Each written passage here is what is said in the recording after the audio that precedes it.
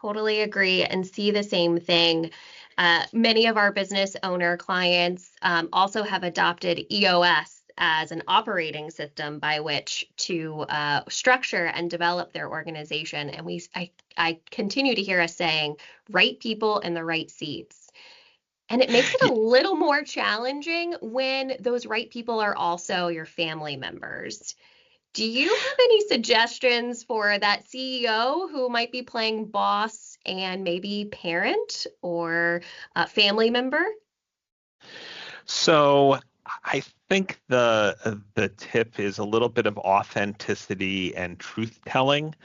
That doesn't mean you need to be overly critical of your family members, but you should provide them with honest feedback and indicate, look, we're running a business here. I love you. You're my family member. I'm always going to be behind you, but we need to get certain tasks done.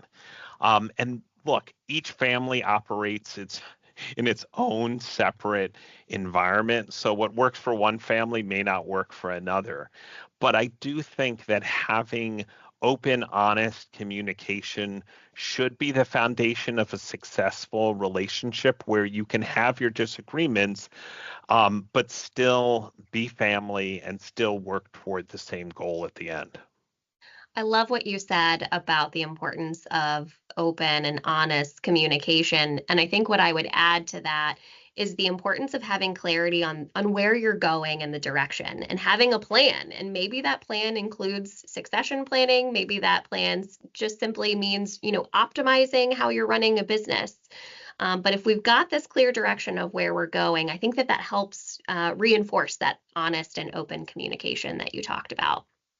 Yeah, I mean, succession planning, which is part of it, is important because people need to understand where they might fit in on the future plans of an organization. I mean, disagreements are always going to happen, but if people are caught off guard, if people think they are going to have a certain role and then the rug is pulled out from underneath them, that's when the clashes happen because you haven't had those sometimes difficult communications with people and they're caught off guard.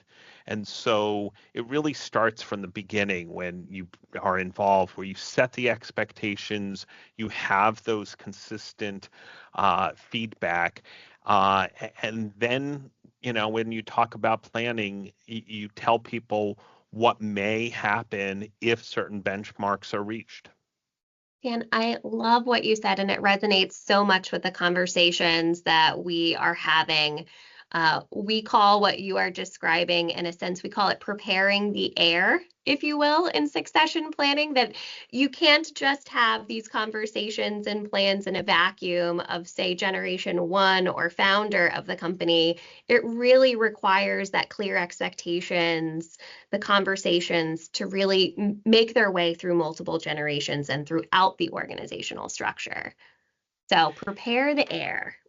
Yeah, and it's not only the heirs that need to be prepared, but I would say it's also your other support staff, For right? sure. And so if your support staff, the other people who make your business run, feel like family are getting special treatment, or are you have one set of rules for that family member, but not for them, that's another way when things can clash as well.